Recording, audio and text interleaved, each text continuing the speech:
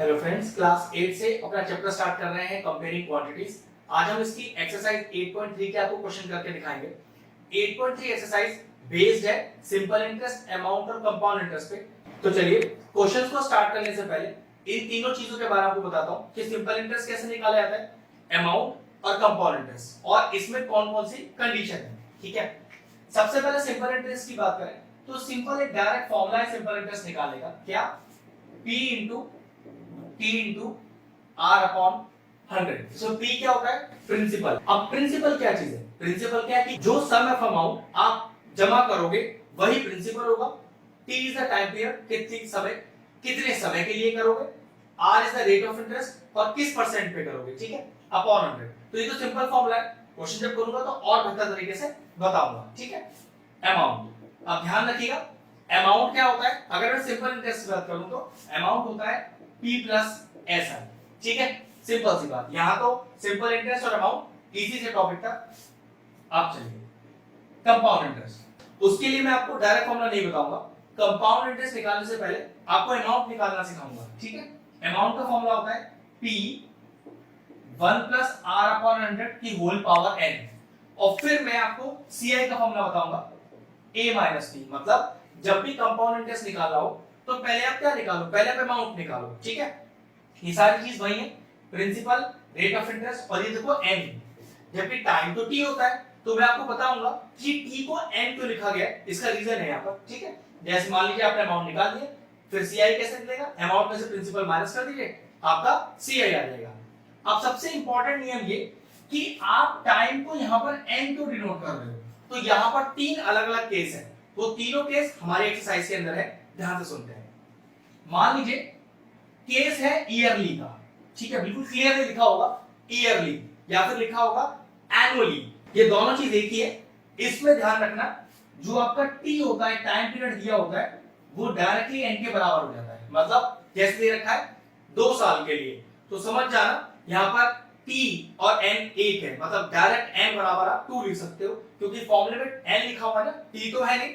T क्यों नहीं है, ये बस आपका अगला पार्ट है। ठीक, अब मान लीजिए यहाँ ईयरली ना होता और क्या लिखा होता, मान लीजिए लिखा होता हाफ ईयरली, तो क्या चेंज आता। तो समय देखो कैसे दिया होगा क्वेश्चन में, समय दिया होगा आपको 1.5 ईयर। ठीक है, जिसको आप टी मान रहे हो, लेकिन दिक्कत क्या है, हाफ ईयरली दिया हुआ है ना, हाफ ईयरली का मतलब 6 महीने। तो अगर मैं आपसे पूछूं कि 1.5 साल में 6 महीने कितनी बार आएंगे, तो देखो 6 महीने 6 महीने 6 महीने, भाई 6 6 6 हो गए 1.5 साल, तो यहाँ n हो गया 3। हमेशा ध्यान रखना, जब भी आपको ईयरली गिवन होगा तो जो समय आपको दिया है टाइम, 2 साल 3 साल 1 साल, वो डायरेक्टली n हो जाएगा। लेकिन अगर आपको क्वेश्चन में हाफ ईयरली वर्ड लगा के दिया हो, तो ध्यान रखना गिवन समय को आपको 6 के इंटरवल्स में तोड़ना है। जैसे मान लीजिए आपको 2 साल दिया होता, तो n कितना हो जाता, 6 महीने 6 महीने 6 महीने 6 महीने, मतलब 2 साल में 6 महीने 4 बार आएंगे, तो यहां मैं n को 4 लिख देता। 2.5 इयर्स, तो भाई 6 महीने 2.5 साल में कितनी बार आएंगे, 5 बार आएंगे, तो n 5 हो जाता। मान लो टाइम ही आपको 6 महीने दिया होता, तो 6 महीनों में 6 महीने कितनी बार आएंगे, एक ही बार आएंगे ना, तो n उस केस में 1 हो जाता। तो ध्यान रखना t और n हाफ ईयरली वाला केस, और अब जो मैं नेक्स्ट आपको क्वार्टरली बताने जा रहा हूं उसमें ही चेंज आता है। नेक्स्ट मान लीजिए आपको दिया हुआ है क्वार्टरली।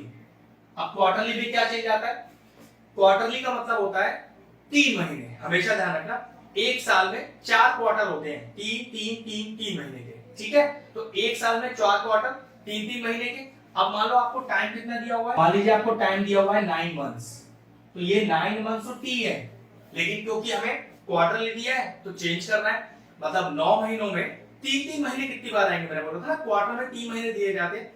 जैसे हाफ ईयरली में 6 महीने का स्लॉट होता है, ऐसी क्वार्टरली में 3 महीने का स्लॉट होता है।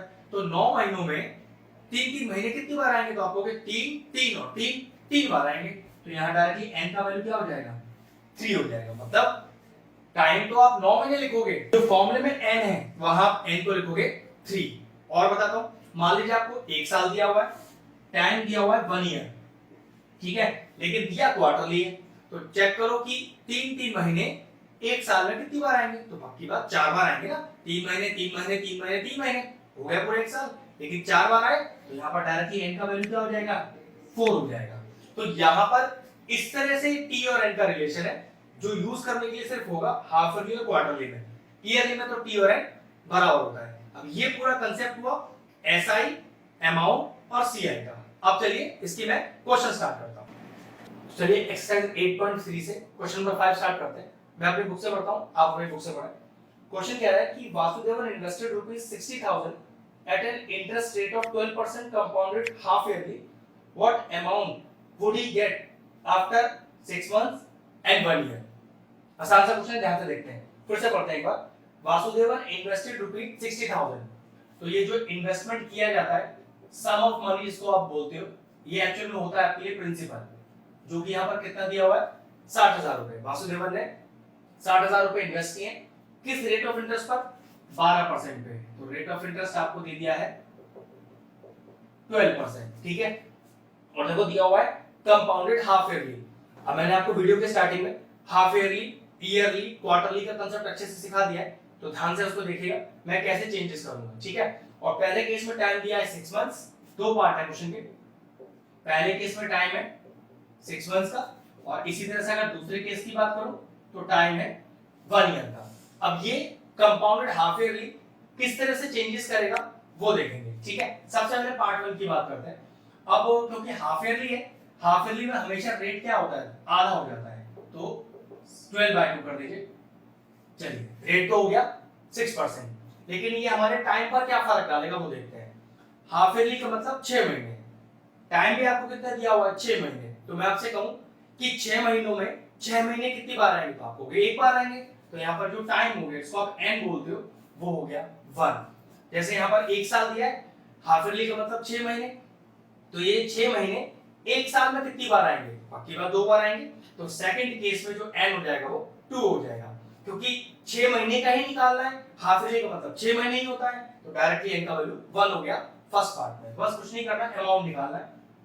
तो पहले पार्ट की बात करें तो अमाउंट का फॉर्मूला तो वही P 1 + R/100 की होल पावर n।